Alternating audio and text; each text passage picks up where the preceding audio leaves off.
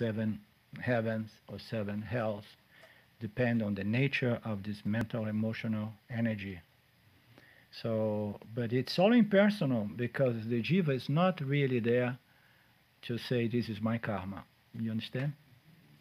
The ego is no longer there to own its experience, but it's going to influence its next birth, our next birth. Okay? So we, even though when we come back we are not the same jiva, but anyhow, it's a continuation of you. I mean, the bad thing or the good thing is that then we don't remember that we are traveling all these past lives up to now. But May I get back to Dave's question? I just had something came up. okay, May I? yes, let me see.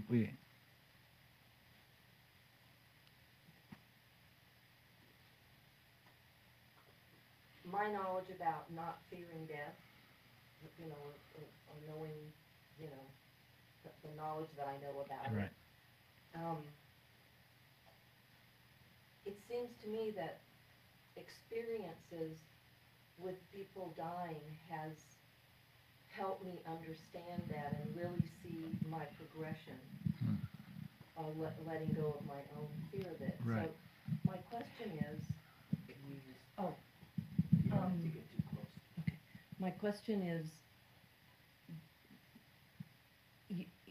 we're talking about the knowledge, and that's what changes us. Yeah. But I tend to know I've gotten it through experience. Yeah.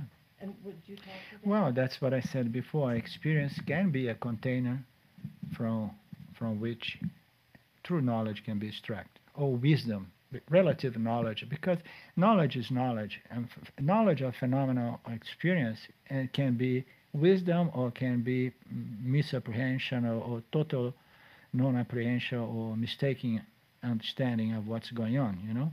It's like scientific knowledge is always a good knowledge, but then down the road it proves that it was not really precise. It's subject to revision again and again, and error and readjustment and so on. So this is all knowledge. So you say that you have been getting some knowledge from experience. This is the name of the game here. Everybody's getting knowledge from experience. Okay? The question is, what kind of knowledge? Is this pure knowledge, or is knowledge mixed up with misunderstanding? Well, I'm saying, to me, this particular experience for me is an affirmation of the knowledge. Right. It doesn't give me new knowledge, because his question. You mean to say it's the affirmation of self-knowledge? Yes. Okay. Yeah.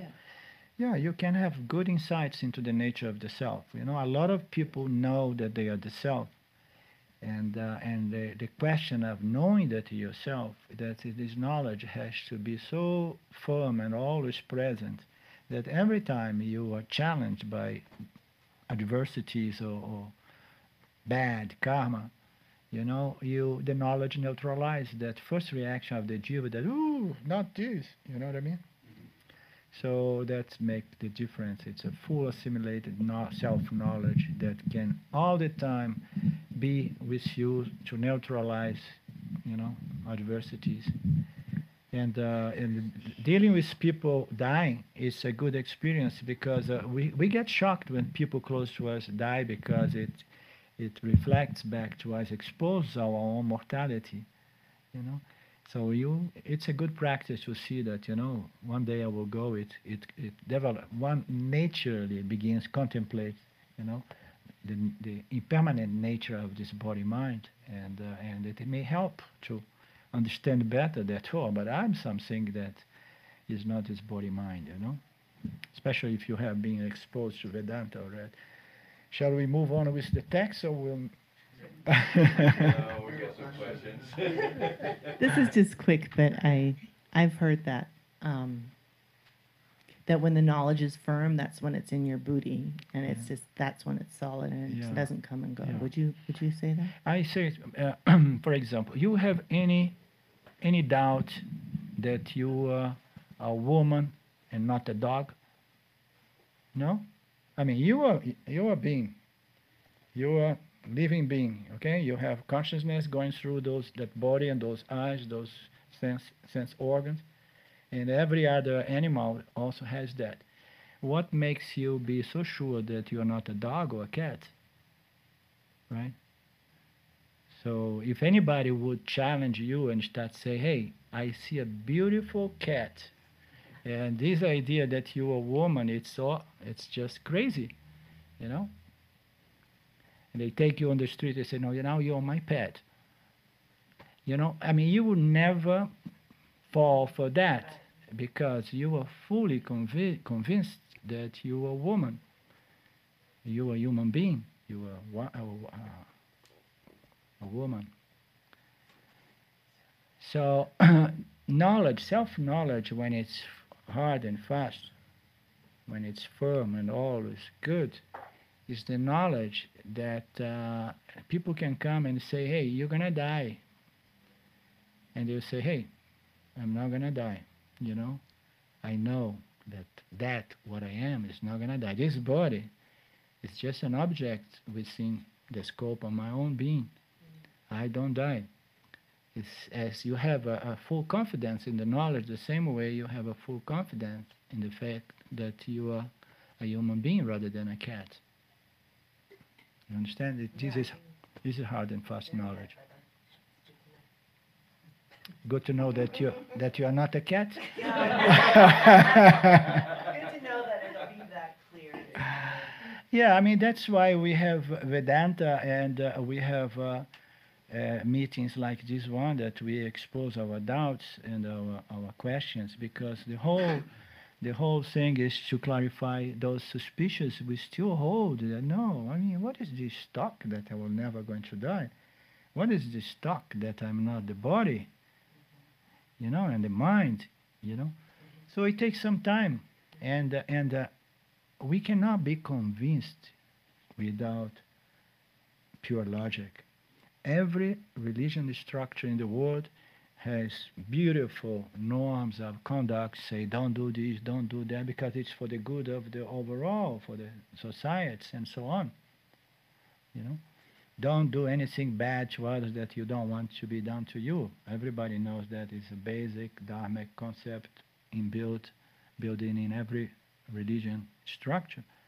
But still, there is nobody seeing, looking, you know. I may do something, you know, adamic, as long as I'm not caught, because I want what I want, right? So unless you have real body of knowledge, you know, that makes sense, that convince the individual that it is in his best interest to follow Dharma, or to know who he is, to contemplate and know who he is, rather than running after objects of experience. The logic has to be there. And then by and by this knowledge becomes hard and fast. You understood that only by knowledge, firm knowledge. The experiences come and go, but when the logic supports it, that's what leads to the confidence. The experience come and go. Every experience comes and goes. They are impermanent. They are almost non-existent, to use one of those concepts. The concept of what is real and what is not real in Vedanta, everybody understood that. So what is real is that which is always ever present. And what is not real, it is apparently real, because it appears and it modifies and disappears, or get dismantled and recycled and something else. The objects or the experience, they keep moving, because everything in the Dharma field is in constant modification. So it's not real, it's apparently real, we can experience it, we cannot discard all of that and say, oh no, we are awareness and none of this exists, like Tony Parson, oh, I don't exist, you don't exist, nothing exists, you know. So that does not help. There is no logic that is going to convince the intellect so that he knows, now I understand why this body-mind is not really real. It appears and disappears, and there is something that is ever present, that's all the time aware of all those transient objects appearing within my own self.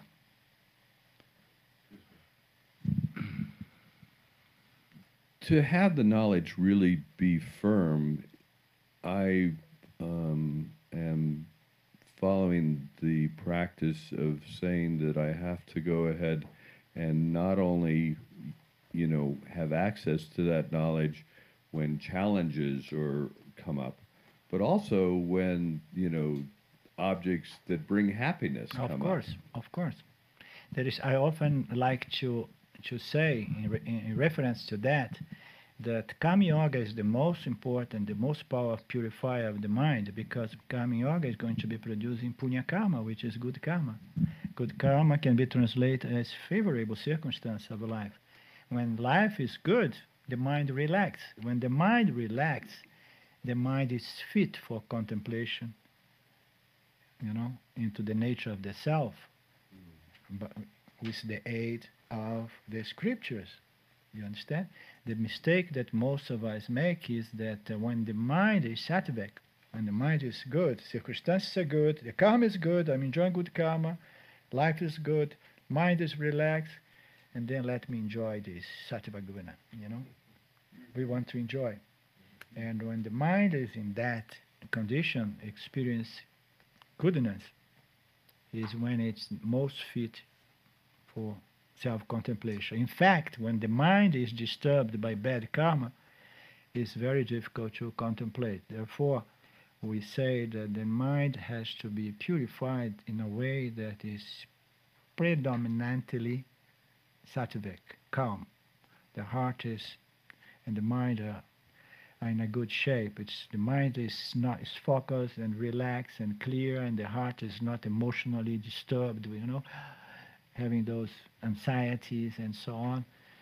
So we want good experience, we want good karmas, but the question is, we want it for what? Just for enjoyment of it? If we don't use that as a platform on which we inquire, we are wasting good sattva guna. We want to produce it, to contemplate and know. That's a very good point. It is.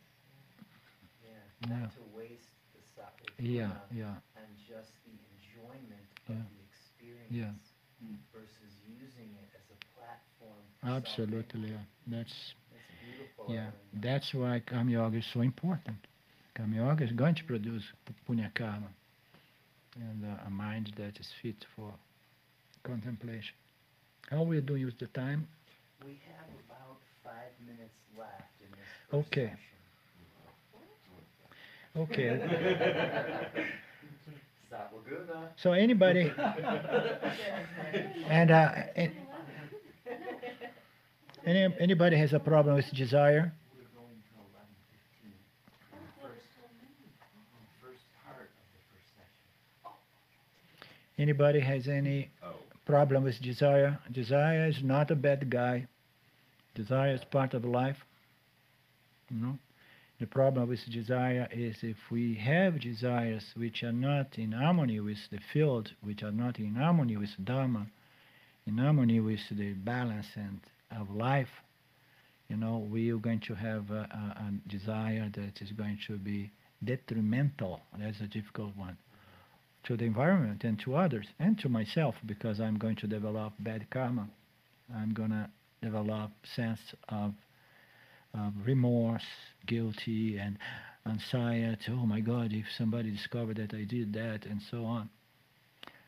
So desire is the very, very force propelling all of these jivas and all these actions of life. Actions like Idan creating this beautiful environment for the sake of people coming and evolving and learning, purifying their minds and so on. So desire is good when it's at the service of Dharma. The desire is bad when it's at the service of egoic, self-centered motivations, values, me, I want, and when I want. So this is very important point because a lot of people in the spiritual world thinks that desire has to be completely removed. But when you look at the line to the life of certain sages like Shimayananda, for example, he had this incredible power, so much rajas and bright balance, as it seems, with Sattva Guna, that his mind was clear and he was going for it, working hard and developing, the knowledge, the structure, you know, and the mean to bring Vedanta back into the world with power, relighting, relighting, how do you say? Relight, bring, Relighting. yeah? Yeah, relighting. Relighting the flame of Vedanta. So it's a good desire, you know. It's a good desire to meet together and to share our knowledge, knowledge that can be helpful to other people, without being invasive, without violating, the dharma of other people or the swadharma of other people. So that's to say that desire is not the villain in the story. It's ignorance-based desires or self-ignorance-based desires. We need self-knowledge-based desires. And then life is good, desire is good. And the desire, when we conform our desires to Dharma, we are entering into the field of karma and Dharma. So we understand karma yoga and Dharma yoga, and then we know that our desires are desires, but our happiness is no longer dependable on the achievement of such desires. I mean, I have a desire that I have one son. I love my son. I have a desire that he lives a long and happy life. But if something bad happens and he leaves the body, or if something happens and he goes through all kinds of hardship of life, I'm okay with it, because my happiness and contentment is not tied to that desire. I know that the Lord Ishvara is the one, unfolding life circumstance to every jiva, which no other than every one of us karma, and everything that happens, it's perfect. Otherwise, it would not be happening, right? So this is an important point to talk about desire, and there are three basic sources of desire. I don't know if we want to go into that. Anybody else? Let's not go into that right now. Anybody have anything to say about desire? This is a very, very, again, we could go hours talking about desire,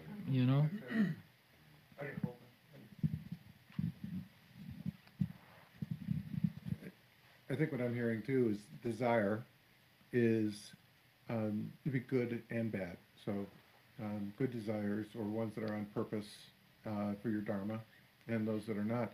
And I'm thinking in terms of the choice that the discernment that the intellect makes is whether to continue on those paths of desire. So the desires are going to occur, they're going to arise, and the choice that we really have is about discerning as to whether or not we're going to continue on that path. And whether or not we're going to do good or pleasure as the way to look at it as well. So pleasure being the immediate gratification of sense gratification, and good being the accordance with your dharma of your life. And so if you want to say more about that choice that we make about these desires, is that what really is... I got your question, and we don't have much time, but you are touching a subject that we could go for hours or days as well, which is the subject of free will. So to what point we have the power to really choose, right? Because we know our choice are being influenced by our vasanas, our causal body, that somehow it pops in our conscious mind as a desire for something or an aversion for something, which is basically the same energy. So how can we filter those desires in a way that the desires, dharmic desires, are desires that are going to favor my spiritual development and contribute to the others and the environment, you know. So the only way we can filter that is by conforming our values and our desires to the scriptures, to Dharma. Okay? If the moment that we conform, I often put it in that way because what is free will? Free will is the willpower that we have to go against this machinery, this compulsive machinery, and somehow filter these vasanas and acting out or verbally or physically only the desires that are in conformity with Dharma. And mistakes can be made. Okay? Mistakes can be made. Even after self-knowledge, mistakes can be made. What is Dharma? Yeah. Yeah, this is free will. It's the ability to say, no, I understood that the scripture, it was really something bigger than any human being. And I logically understood. I'm fully convinced because I have enough intellectual power to understand the wisdom behind the scriptures. And therefore, I know that it's on my own self-interest, the interest of others, and the environment that I only act out those desires that are in conformity. And it's not easy only to stop those force, those energy, but not always easy to discriminate, you know. What is my Dharma now? This is a very, very profound subject. Yeah. Shall we stop for break or not I yet? just want to share one thing about this discussion with free will, and that is the beauty of karma yoga and how this teaching of Vedanta has this foundational teaching of karma yoga. Not seva, but karma yoga as we understand it. And it's taught, and how this practice reduces the vrittis in the subtle body and the mind, and how it neutralizes the binding fears and desires so that we actually have the capacity to have more subtle discernment as we continue. So we just imagine how the faith comes in and the scripture supports us.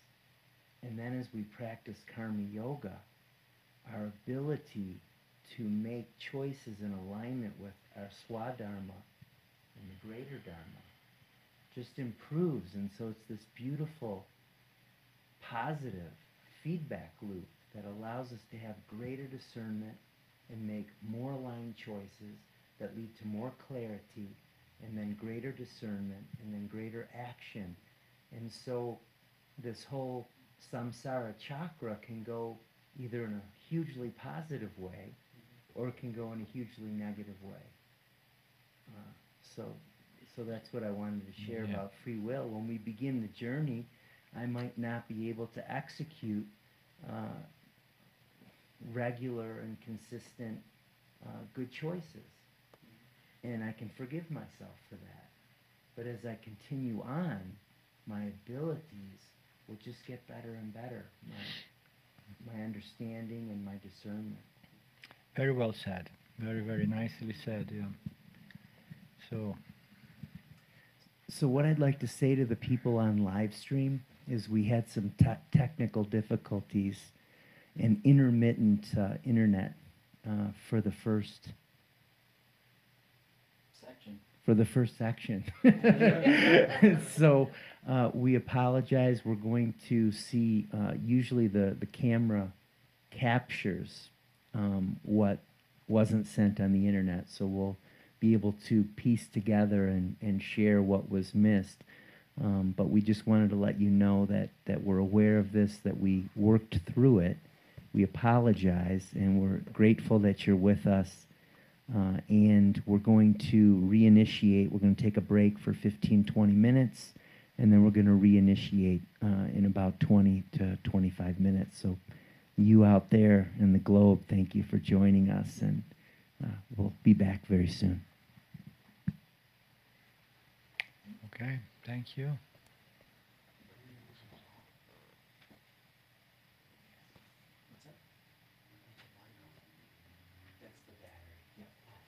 It's already off, huh?